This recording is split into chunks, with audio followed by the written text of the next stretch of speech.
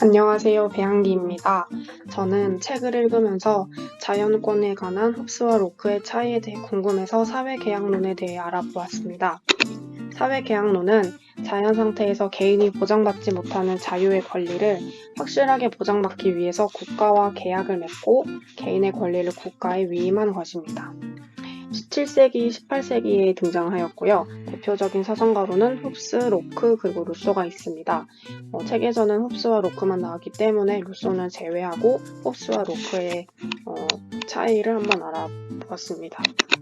가장 먼저 홉스와 로크가 국가에 대해서 어떻게 생각하고 있는지에 대한 차이입니다.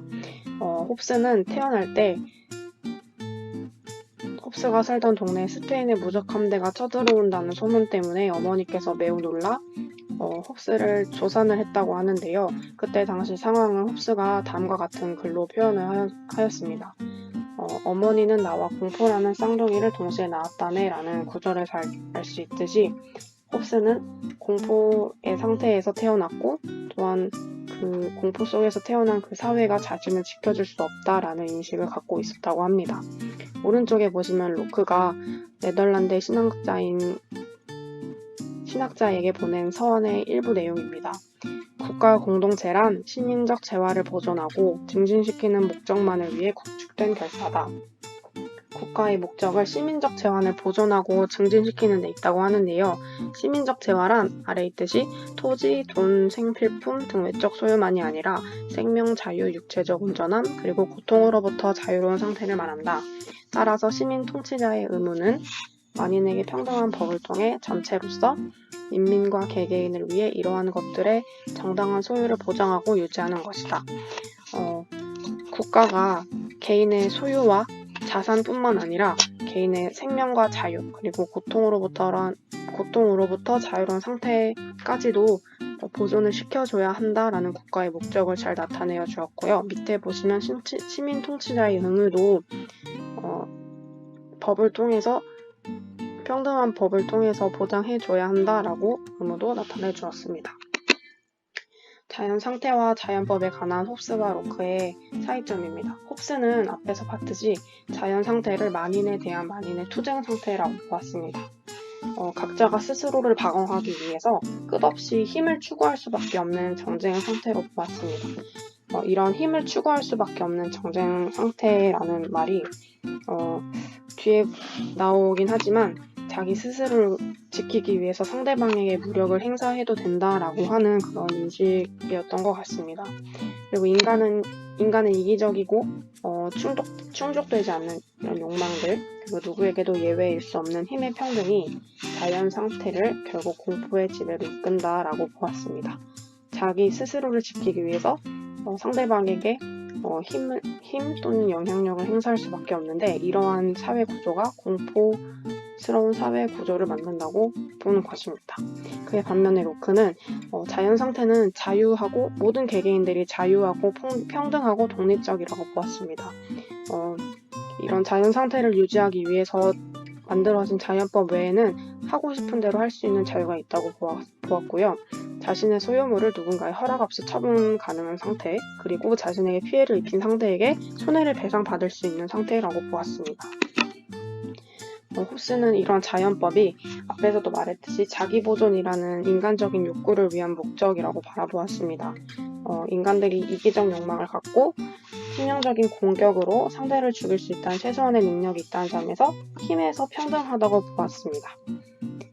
로크는 자연법에 관해서 초월적인 존재, 즉 하나님께서 만들어 놓은 인간의 조건에서 지켜야 할 도덕과 의무의 총체라고 보았는데요.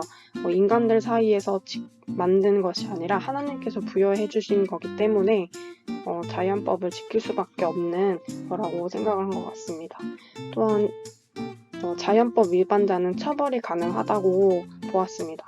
인간들 사이에서 행해지는 그러한 것들이기 때문에 공정한 심판자가 부재시 그 자연법 위반자가 생기는 것을 불편하다라고 표현을 하였습니다. 홉스는 자연법이 위반되는 것이 즉 자기를 지켜야 하기 때문에 힘을 쓰는 이 행위가 공포라는 상태를 만든다고 보았지만 로크는 그런 것이 공포가 아니라 하나님을 제외하고 그러니까 하나님이 만든 법이긴 하지만 어쨌든 인간들이 사는 사회이기 때문에 인간의 힘으로는 완벽할 수 없다라는 그런 인식 속에서 불편하다라고 표현을 하였습니다. 다음은 사회계약에 관한 홉스와 로크의 차이입니다. 아까 또 말했듯이 홉스는 만인에 대한 만인의 투쟁이기 때문에 스스로를 지키기 위해서 힘이 필요하기 때문에 자기를 보호하기 위해서는 다른 상대방도 완벽히 제압할 수 있는 절대 국가가 필요하다고 보았습니다. 성경에 나오는 리바이어던이라는 괴물의 이름을 들으면서 그런 책도 지었는데요. 그렇기 때문에 국가가 모든 개인의 권리를 양도받으면 개인은 무조건 그 국가에 복종해야 한다는 견해를 갖고 있고요. 또한 사회계약의 당사자로서 다중은 주권을 만드는 주체이긴 하지만 동시에 주권을 구성하는 재료라고 보았습니다. 하지만 로크는 이 사회계약을 통해서 개인은 자연 상태에서 평등하고 독립적이고 자유롭다는 그렇기 때문에 어느 한 부분으로도 힘이 몰려서는 안 된다. 그래서 입법부와 행정부의 필요성을 역설을 했고요. 이 의견에 따라서 현재 상권 분립의 시초가 되기도 했습니다. 또한 홉스는 절대 국가를 희망했기 때문에 온전히 복종을 해야 해서 국가에 저항한다던가 국가에 자기의 권리를 요구한다던가는 불가능했지만 로크는 하나님께서 만드신 나라이기 때문에 앞에서도 말했듯이 자연법의 위반자가 나오면 그 불편함을 처벌할 수 있는 또한 그 인간을 지배할 수 없는 그런 저항권을 행사할 수 있도록 해야 한다고 보았습니다. 마지막으로 앞에서 한번 다시 이 글을 읽어보도록 하겠습니다. 홉스는 사회를 공포적인 자기를 지켜줄 수 없는 사회라고 인식을 했고요. 로크는 이 국가는 국가가 있는 그 자체만을 위한 게 아니라 시민적 재화, 즉 자기가 갖고 있는 돈, 자산뿐만 아니라 생명, 그리고 자유로운 상태를 지키기 위해서 국가가 존재해야 한다고 보았습니다.